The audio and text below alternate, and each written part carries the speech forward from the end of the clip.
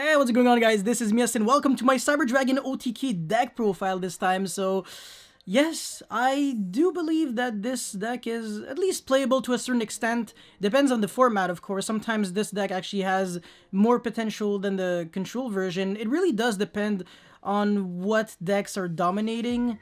Like, the control build is, I want to say, more resilient, so if you're better at grinding out, then it's probably just a better version for you. But the cool thing about OTK is that you actually get to play a lot of hand traps. You don't really have to play out several turns, so sometimes you just have like really quick victories, and that could actually make your tournament experience a bit better, because a lot of people actually do underestimate the importance of, I guess, stamina and time. It is definitely just, I mean, these are important factors to consider when you are actually playing games. So yeah, before you start, friendly reminder to like and subscribe because it motivates me a lot to keep making videos like these. And yeah, let's jump right into it. So we of course play the Yugi and Joey Bricks. Yasin, why are you playing those cards in your Cyber Dragon deck?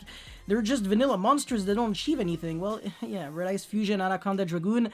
I feel like we've gotten to a point where everyone would kind of be able to see this, so yeah, these aren't cards that you're trying to draw, obviously. However, Levioneer is a card that you're trying to draw sometimes, but not all the time. So basically, Levioneer is that kind of card that I would only be playing one if we already had the dark version of Lena, Osa, Hita, etc. The name would be Dark, the Dark Charmer Shining. It would have the exact same effect, but it would just search a dark monster with 1500 defense or less from your deck to your hand when it is destroyed by battle or opponent's card effect. And Levioneer just happens to have 0 defense, so that's actually just completely perfect. And you can actually summon Levioneer by banishing any combination of 3 light and or dark monsters from your graveyard. So the really cool thing about Cyber Dragons is that you can technically have access to all 3 effects. The triple dark effect, really rarely, to be honest. It's hard to get a lot of dark monsters in your graveyard. In theory, you can pretty much go Red Ice Fusion, send these 2, and then eventually you'll have the ability to do that, but I want to say the most important effects are banishing 3 lights, so you can revive back a monster from your graveyard. The effect is not negated, so you can revive back next turn into Nova or Infinity, or just simply revive back Infinity just right there, and then you can play it out. But yeah, Levioneer is just definitely a really fantastic card. Yeah, it's a level 8, so you can make Dingirsu with it. I don't have the extra deck space to make Dingirsu, but yeah, I mean, you can technically do it. It's just maybe you would have to cut the second Mega Fleet, who knows, but it's just a really good card. And of course, if you banish a combination of like light and dark, then you can pop 2 cards on the field without targeting, and that includes your own cards. So there are actually combos where destroying your own cards ironically matters a lot. For example, destroying your own Overflow and then searching Cyberload, and of course you're fueling your banish when you summon Levioneer, because you do have to banish light monsters too. So that allows you to make Rampage Dragon thanks to Cyberload by shuffling back those Cyber Dragons that you banished. And not only that gets you a better grind game, but actually gives you the ability to make Rampage to pop spells and traps your opponent controls and actually send the Hurts and Core, so you can actually get back a follow-up card, always have some form of engine going, and that's just really nice. So yeah, pretty damn fantastic card. But for now, I think just 2 is enough. So yeah. Anyways, 3 Cyber Dragon. Again, this is the kind of card where you can also get away with just 2. The thing with Cyber Dragon is that it's not technically a good card on its own. Like, it's not a broken card whatsoever. The main reason why people are playing 3 in the first place is just because they want to abuse machine duplication, but of course, everything comes with its drawbacks. There is like, perfection cannot exist, because if perfection did exist, it wouldn't be perfect anymore, since everybody would know about it, they would know how to counter it, they would know, I mean, Konami would actually just hit it. So of course everything does have its inconvenience, but yeah, I guess that's the one thing with Cyber Dragon. So if you want to play 2, you can definitely go ahead and play 2. And that's just basically the bare minimum for machine dupe to work, because at the end of the day, it summons up to 2 monsters from your deck. So even if you play 2 and you draw 1, it's not the end of the world. You just special summon the first one, and then you machine dupe for the second one. I think this is pretty respectable, to be honest. And 3 is just if you really always want to get the full power of machine dupe, technically you can draw 2 machine dupes. It's not once per turn, and then use both. The second machine dupe would only summon 1 Cyber Dragon unless you can find a crafty way to use the double effect of Repair Plant and actually shuffle back one of the Cyber Dragons back into your deck. And yeah, I mean, there's Repair Plan, but there was also a combination of like Overflow plus Cyberload, or I guess Cyberload and Levioneer, so that's why, you know, it has a bit more potential, or I guess synergy. Anyways, Double Galaxy Soldier, again, just the minimum amount that you need, because this actually has a lot of diminishing value when you draw in multiples. So if you play 3 and draw 3, you lose the game. You have 2 pretty much all, I want to say, borderline useless cards in your hand. It's not really good. If you play 3 and you draw 2, you're actually... The thing is, you're going to have increased chances of drawing 2, whereas if you play 2... you still have some respectable chances of only drawing 1, and you have extremely low chances of drawing 2, and besides, this is the kind of card that you don't always want to draw anyways. It's better off just searching when you have a good hand, because it only truly synergizes with Core and Hertz, but apart from that, if you have to discard, for examples like Cyber Dragon and Fears just to summon 2, you're just emptying out your hand, you're losing out a lot of resources, so it's not necessarily the best value just to make an infinity. And also, yeah, I mean, you can't really get Nibiru in the process, because that would just be like 4 summons, or I guess 5 if you use the graveyard effect of Nova, but then by that time Infinity can just negate, so it's not the end of the world, except if you actually had to use your normal summon on Core, and then another summon on El Mirage in order to get that Core in the graveyard so you can unbreak that Cyber Repair Plan. So that's the main play that people usually do with Core plus Galaxy Soldier, or Core plus Hertz, etc. So yeah, I mean, especially Core plus Hertz. Core plus Galaxy Soldier allows you to kind of bypass that extra needed summon. Anyways, Fear is the next card. Again, in the TCG, but not in the OCG, this card allows you to chain block with Cyber Dragon Core, because it is treated as a trigger effect, so I'm going to repeat myself one final time. In the OCG, since it is treated as a quick effect, your opponent actually has a window of opportunity or response in order to negate Cyber Dragon Core with something like Ash or Solemn Strike, whereas in the TCG, you kind of just go normal summon Core Chain Link 1 and instantly reveal a Fear, and then ask your opponent, is there something that you want to do?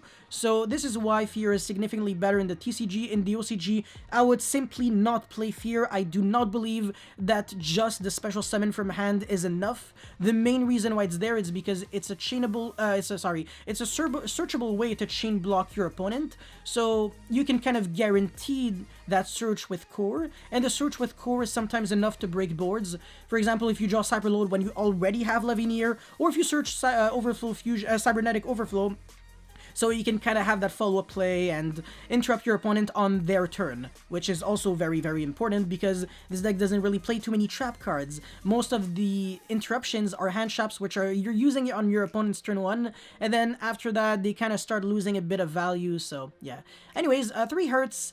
I do not play, Paleozoic Dino-Miscus and Forbidden Droplet, not in this version. In the control build, you know, that we can discuss about this, but in this build, Cyber Dragon Hertz is still a 3 of, simply because of the fact that it really likes to be discarded by Galaxy Soldier. As a matter of fact, the first time you go Soldier Pitch Hertz, you actually go +1. You pretty much summon a monster on the field, and then in your hand you have Galaxy Soldier and Cyber Dragon, but then the second time you use Galaxy Soldier, you're not going +1, so you're technically going -1, you're losing a card from your hand just to put a card from your hand to the field, but then when you start making Nova, Infinity, your opponent goes like minus a lot, because you steal a monster, you negate cards, you apply a lot of pressure on your opponent, and you can actually secure an OTK by having like Infinity plus Anaconda, and then summon stuff after that. So in case they want a Nibiru, when you summon that Anaconda, you just go Infinity Negate, and that's basically Happy Land City. So yeah. 3 Cyber Dragon Core. The day I'll have to explain why you have to play Cyber Dragon Core, I will probably be dead, because I just can't think of a single world in which Cyber Dragon Core will ever be less than a 3 of. I mean, at least not in Cyber Dragons, because the card just does it all. It searches a Cyber Spell or Trap on normal summon only, and then in the graveyard, if you respect the Cyber Dragon clause, so if your opponent controls a monster and you don't, you can banish it to summon any Cyber Dragon from your deck, any Cyber Dragon monster, so they're all Cyber Dragon monsters, you know, Cyber Dragon, Core, Hertz, Nexture, Fear, and the effect is not negated again, so even if you have 0 cards in your hand and 0 cards in your field, if you just have a Core in your graveyard and a Rampage in your graveyard as well, you can actually instantly OTK your opponent by banishing Core, summon Nexture, revive back Rampage, and then Rampage send Hertz and something else, and then you normal summon the monster that you just searched, you make Seeger. Seeger plus Rampage is basically 12,600 damage through at least, you know, 1 or 2 monsters, so that's just absolutely devastating, so yeah. Next year, that's the final Cyber Dragon that we play. Again, it's not the kind of card that you really desperately want to draw. It kind of is a brick early game, but it's really, really good late game. And besides, even with only one, you can use the effect of this card, I think, 7 times? If I recall correctly, 7 times in one game, because your Hertz can recycle it every single time, and once you're done using all of your Hertz recycles, what you can do is Overflow, banish, banish one, Levioneer, banish the others, and then you go Cyberload, shuffle back all of your Hertz back into the deck, pop like 10 billion cards with Rampage, and then you have all your Hertz back, your next year back, and then, by that time, you kind of just... It's kind of like if you started the game again because you have a fresh deck with all of your resources back in it. So that's why Cyberload is really, really, really good. Better than Overload to a certain extent because it is searchable by Cyber Dragon Core, by your engine, whereas Overload is not searchable by your engine, but it is searchable by Anaconda, which can be summoned thanks to your engine anyway, so whatever. And yeah, it does lock you under Machine for the rest of the turn if you use the effect of Nexture. But that's not the end of the world because you actually gotta choose if you want to revive, and also it's for the rest of the turn. So you can summon Levioneer first and then go for Nexture, or you can just not use the effect yet and then revive it back with Cyber Dragon Nova, and then after that you actually revive back something, so yeah. For the hand traps, I decided to play the most generic, I guess I want to say, the most applicable for most decks, so Ash and Ghost Bell. Both of these hand traps have a lot of value against Eldritch, which is a really annoying matchup for this deck, so this is why I have a bunch of cards against them. 3 Ash, 3 Ghost Bell, 1 Harpy's Feather Duster, and 3 Lightning Storm. 10 cards that are fantastic against Eldritch. And also, you can draw them for turn, and they still have value because they go Scarlet on your turn. So imagine that, man. That's a nice Conquistador that you have face down. It would be a shame if it has no effect when you have no Eldritch the Golden Lord on your field. But yeah, they're not the strongest, technically. Nibiru is the strongest hand trap in the entire game, alongside Dimension Shifter. I feel like this is a very good argument, but not everyone and their mother can afford to play Dimension Shifter in their deck, because sometimes you do really need your graveyard, and also it does kind of affect you on your own turn. So even though it does have synergy with Cyberload, it kind of screws you over too much, and also it doesn't have synergy with Rampage because you have to send them to the graveyard to get those additional attacks, and then your Hertz would just get banished. You don't recycle back anything, so not the best, but yeah, I mean, that's basically it. These 3 fusion spells, technically all 3 of them are searchable by Anaconda. As a matter of fact, you don't want to draw Red Ice Fusion. You want to be able to pitch it with Anaconda so you can summon the Dragoon. Cyberload is also not a great card to draw. Overload is definitely the best out of the 3 to draw, because it is a card that allows you to make a Seeger instead of Anaconda, and then you actually hard activate Overload, you make Rampage that way, and it's just better than making Anaconda into Rampage, because that would be 6,800 damage, where if you have Seeger plus Rampage, it's 12,600 damage. So, my guy, I know you didn't fail maths 27 billion times, but I think you can agree with me that 12,600 damage is slightly higher than 6,800, so, yeah. Machine Dupe now, I don't like 3. I've never liked 3, as a matter of fact. It's really clunky in your hand. And the thing is, if you draw a lot of Machine Dupes, even if you draw your targets, it doesn't mean that Machine Dupe is going to resolve, because all they need is just to destroy your monster when you're targeting with Machine Dupe, and that's it. That's it. Your Machine Dupe resolves with no effects, because there is no longer a monster on the field when you're trying to resolve the card, so that's unfortunate. So it does lose really hard to interruptions, and technically you can get Veilored or Impermed, and then you would summon the original versions of these monsters, so definitely not the best. Machine Dupe is what you can definitely consider a brick. It's a high risk, high reward kind of card, but it's not... you can definitely live without it. Your life doesn't depend on it, there's not going to be like an earthquake or a nuclear bomb if you don't play it, especially if you don't play it at 3. You can play it at 2, you can even play it at 1, or you can play it at 0, or a -1, or a -10 billion. Who cares, man? Just do whatever you want to do. And yes, Harpy's Feather Duster, because we don't like trap decks. We like to torture them. Actually, no, we like to kill them fast. Yes, I'm not getting demonetized for saying this. But yeah, Harpy's Feather Duster is that kind of card with pretty much no drawbacks and a really simple effect. Destroy all spells and traps your opponent controls. Lightning Storm, on the other hand, because you could argue that it's between this and Evenly or Cyclone, which one is the best. The reason why I ultimately chose Lightning Storm is because it does offer you the ability to destroy attack position monsters, and normally that wouldn't be too relevant, but against monsters like Vanity's Ruler, in case your opponent doesn't have the Herald of Ultimateness, because you do have other negates that can, well, I mean other hand traps that can kind of deal with them having access to Herald, well, at least your Lightning Storm could actually either bait a negate or destroy that Vanity's Ruler outright, whereas Evenly, they get to choose one card, so it's not the best. They could just keep that one of Vanity's Ruler, banish some irrelevant cards, and then that's it. You also have to get rid of your battle phase. It's not the best value, so I don't know, just Lightning Storm has a more devastating effect, and also, sure, it says you can only activate the card once per turn, but if they negate the activation of your card, who cares, you can just use it again, because this is how cards with only activate once per turn actually work.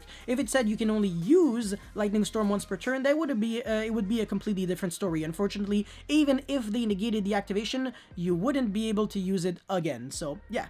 Now 3 Emergency, basically if this card gets ashed, you're screwed, but if it gets like Solemn Judgmented or something, what you should do is actually give a proper hug to your opponent, because they lost 4,000 life points, basically just to make you lose one card from their hand, and then you get back your Emergency and you use it once again, so it doesn't change anything to your life whatsoever. Repair Plant is the situational searcher. It's definitely less good than Emergency, because Emergency is just an unconditional searcher. It's just you draw the card, you can use the card. Repair Plant, you draw the card, you kind of need a preemptive setup, you need a Cyber Dragon in your graveyard, and sometimes by the time you get a Cyber Dragon in your graveyard, maybe either you used up your normal summon, so the card that you search cannot be used this turn, or what happens is that it stays in your hand and it stays like a brick for way too long, and it's just no longer good. So Repair Plant, it's definitely not, and like I said, it's really just not as good as Emergency. The only thing that it does better than Emergency is that it offers you the ability to search Galaxy Soldier, and in case you, like I said, you do have the second Machine Dupe, you can actually use the shuffle back from your graveyard into the deck, so you can Machine Dupe for 2 instead of just 1. So yeah. And then Pot of Prosperity, this is pretty much the first ever pot card that Cyber Dragons can actually play realistically without being like really foolish. And by the way, speaking of foolish, I do play when foolish, because you can send Hertz and Core for just more, I guess, access to your monsters. But anyways, Desires wouldn't work in Sidra because you play too many one-ofs that you need. Too many one-ofs. And Pot of Extravagance also cannot work because your extra deck is extremely... There's a lot of variety in your extra deck. Again, a lot of one-ofs, so just wouldn't be too good. And if you play Pot of Extravagance, imagine just banishing all of your Novas. It doesn't matter if you banish your Infinity. If you banish Nova, it's as if you lost Infinity too. Because in order to summon Infinity, you need Nova. We're not playing like a Raid Raptor or something like that where you have Soul Shape Force, so you can revive back a monster and then make Infinity that way. And besides, I don't think I can recall the last time I saw someone actually hard summon Infinity with 3 level 6 light monsters. Out of the top of my head, I can't think of a lot of level 6 light monsters outside of like Cyber Barrier Dragon and UFO Roid. So, oh my god, terrifying cards. Yeah. So, I don't know. Yeah, Pot of Extravagance wouldn't be good, but Pot of Disparity actually allows you to choose which cards you want to banish. So, first of all, that's already better. And yeah, sure, it doesn't get you 2 cards in return. It only gets you 1, but it gets you that quality card because you actually choose from 3 to 6 cards, whereas Extravagance and Desires is just like, oh, take 2, and I don't care about your satisfaction, it's not guaranteed, and on top of that, by the way, you had to pay another really dangerous debt, so it's not, I don't know, another payment that you might be unhappy with, so yeah, not the best. And then 1 Overflow, because when you already have your other cards that you hard drew, then the Overflow is a good card to search, or if you're going first, then it's a trap card so you don't die at least, and if you go first and your hand is really good, you can make Infinity plus Overflow and more, but at the same time your hand has to be kind of good, and you can make Dragoon too, so yeah, it's really simple, by the way. It's not like it was a insanely complicated combo. Anyways, for the extra deck real quick, 2 Mega Fleet, 1 Dragoon, 1 Fortress, double Rampage because you have 2 ways of summoning it, so why not play 2, and then 2 Infinity and 2 Nova. I mean, you can get away with only 1 Infinity and 2 Nova, or 1 Nova, 2 Infinity, because if you play 2 Infinity and 1 Nova, your next turn can revive back Nova, and then make the second Infinity, so it's already summoned with a second material, or the other way around kind of works, but I think 2 Infinity is kind of a bit more needed than the second Nova to a certain extent.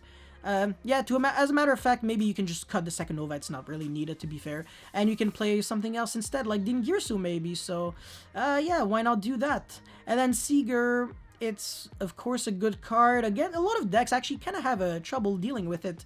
Dinosaurs without Lost World, they kind of just look at that Seeger and they're like, shit, I can't really do too much if my hand isn't, like, really good. So they need Dolka Access and Conductor, because Conductor cannot book it, and Seeger can jump to 42 during the battle phase, so they can't really out it that easily. They do need a bunch of cards, and if they make Dolka, then you can just use like a Overflow to pop it, and then their Conductor just doesn't do jack, so yeah. And then Lena, of course, Lena, I already made a video, I think it was yesterday or something like that, I forgot, where I showcased Lena in action in Cyber Dragons, how it can actually unbrick you out of pretty much nowhere just with like a bunch of hand traps. And Machine Dupe, you can just get your engine started. And you search during the damage step, which is really important because you cannot get ashed. So if you haven't watched this video, definitely go watch it now. It's one of the most recent uploaded videos on my channel. At the moment I'm making this video, if you're watching this in 2074, I'm sorry, you'll have to be scrolling down a lot. I'm really sorry for are you guys still going to be called millennials? Wait, hold on. In 53 years, I'm bad at maths. Okay, leave me alone. Anyways, Anaconda. Yeah, you can also play Super Poly, by the way. It's not too bad, but you'll need a lot of extra deck space. So yeah, it's pretty bad. El Mirage because of Core, and then Relinquished Anima because of level 1 monsters. So your Nexture and your triple hurts. In theory, if you played Effect Veiler, that could work as well. But Effect Veiler is just not too great at the current state right now. Alongside Imperm, they're pretty much identical and they're not amazing. Ghost Bell and Ash are just significantly better. Anyways, for the idea section this time, none of that really deserves to be explained outside of a couple of cards like Auradon. Again, I do make a lot of combo videos showcasing Auradon in action in Cyber Dragon, and it's really fantastic. So for the most part, you're not using the first, or well, I mean, you cannot use the second effect because you don't play any Mecha Phantom Beast monsters in your deck. The first effect you can use, and the third effect is actually the best one, which you tribute 3 to add 1 trap card from your graveyard to your hand, which is the Overflow. And again, if you haven't watched my combo video, definitely go ahead and do that, because it is quite insightful, to be honest. By the way, this deck, I am actually the creator of this, just letting you know. So if you see someone play Chaos Dragon Levioneer in their Cyber Dragon deck, it's because of this guy right here. I'm the one who popularized it. In theory, it wasn't because of a video that I made. It was when E.T. Pat got 33rd at YCS Knoxville. But yeah, he was basically playing my my deck, so yeah. Anyways, Super Dreadnought Rail Cannon Juggernaut Liebe. Wow! I managed to pronounce this without messing up.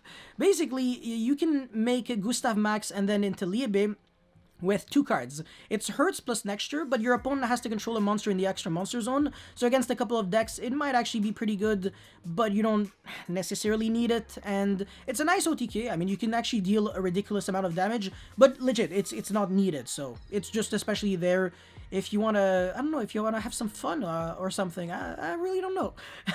And yeah, so then so Clifford Genius for Machine Dupe, it's okay, but actually, no, it's not really good. It's too much setup. Usually, you're pretty much going to link off monsters that you want on the field anyways. So it's not even like in Master Rule 4, Clifford Genius would have been okay, but in Master Rule 5, you'd rather just keep your level 5 monsters on the field so you can make Nova and Infinity instead of just linking them off just so you can get back those monsters in the first place. Because this doesn't have any extra value after you use the search effect. Like being unaffected by spell and traps effects are just, who cares? it's irrelevant. So yeah.